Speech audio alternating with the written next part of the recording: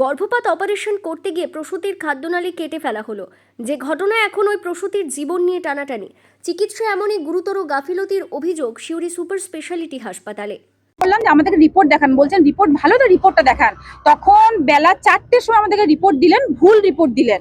যেখানে লেখা আছে, ডাক্তারবাবু আমাকে স্বীকার করেছেন বরাবর, আজ 17 তারিখ থেকে বলছেন হ্যাঁ আমাদের মিস্টেক হয়েছে, কিন্তু উনি আজকে রিপোর্ট দেওয়ার সময় যখন রিপোর্ট চাইছি উনি আমাদেরকে ভুল রিপোর্ট দিয়েছেন যে আমাদের অন্ত্রে নাকি পেশেন্টের ফুটো আছে, সেইটা উনি রিপেয়ার করেছেন, সেটা উনি ভুল রিপোর্ট দিয়েছেন। না না না, উনি তো সেটা জানেন যে ওনাকে কি জন্য নিয়ে এসেছি। ওনাকে অ্যাবর্শনের জন্য নিয়ে এসেছিলাম। ওনার একটু উনি জানতে পারেননি, যাই হোক ভুলবশত ওনার প্রবলেম হয়েছিল, অ্যাবর্শন করাতে নিয়ে এসেছিলাম। বুঝছেন? জানা যাচ্ছে দুবরাজপুরের বাসিন্দা শুক্তারা বিবি তার অনিচ্ছার বিরুদ্ধে গর্ভবতী হলে গর্ভপাতের জন্য সিউড়ি সুপার স্পেশালিটি হাসপাতালে ভর্তি হন 15ই মে। এরপর তার 22শে মে অপারেশন হয়। অপারেশন করার সময় তার খাদ্যনালী চিকিৎসকেরা ভুল করে কেটে বাদ দিয়েছেন বলে অভিযোগ রোগীর পরিবারের। যে ঘটনায় এখন ওই রোগীর জীবন নিয়ে টানাটানি। উন্নত চিকিৎসার জন্য ক্ষতিপূরণের দাবি তুলে গতকাল মঙ্গলবার রাতে বিক্ষোভ দেখান রোগীর পরিবারেরা। আমার সিস্টার আছে, আমরা গত 15 তারিখে আমার সিস্টারকে ভর্তি করেছিলাম, গাইনিক প্রবলেম ছিল। তো গাইনিক অপারেশন করতে গিয়ে যে ডক্টর দেবারুণ দাস, উনি সিনিয়র ডাক্তার নন, জুনিয়র ডাক্তার। উনি ওই গাইনিক অপারেশন করতে গিয়ে খাদ্যনালী কেটে দেয়। খাদ্যনালী যে কেটে দেয় এটা আমরা জানতে পারি না, কিন্তু পেশেন্ট তখন সেই অবস্থায় জ্ঞান ছিল। তখন পেশেন্ট কি বুঝতে, ওরা নিজেদের মধ্যে আলোচনা করেছে কি সর্বনাশ করলাম।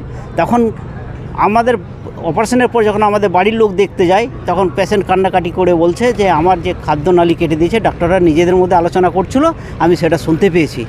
তারপর 4 দিন পর আমাদেরকে ডক্টর জানায় যে এই হয়েছে পেশেন্টের সঙ্গে। তো নিয়ে ডক্টর বলছে আপনাদেরকে পেশেন্ট বাইরে নিয়ে যেতে হবে। তো ভুল গাইনিকের জন্য এনেছিলাম, ভুল উনি করেছেন।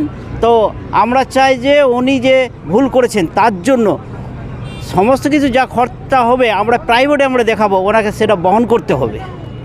দুবরাজপুরের ওই গৃহবধূর পরিবারের লোকজনের অভিযোগ মূলত জুনিয়র ডাক্তারদের দিয়ে অপারেশন করানোর পরিপ্রেক্ষিতেই এমন ঘটনা ঘটেছে।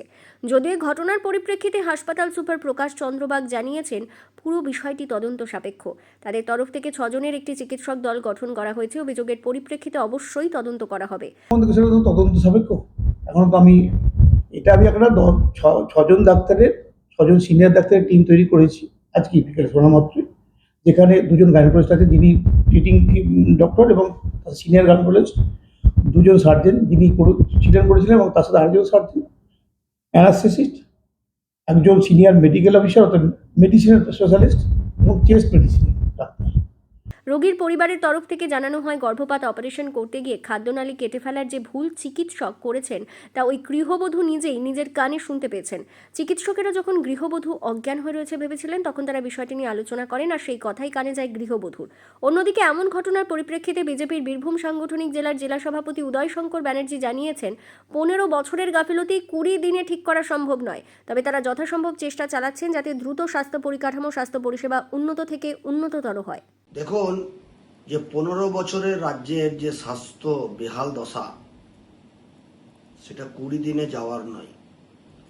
তবুও রাজ্য সরকার আপ্রাণ চেষ্টা করছেন এই বেহাল দশাকে, এই ঘুঘুর বাসাকে কিভাবে তাড়াতাড়ি মানুষের সেবাতে লাগানো যায়।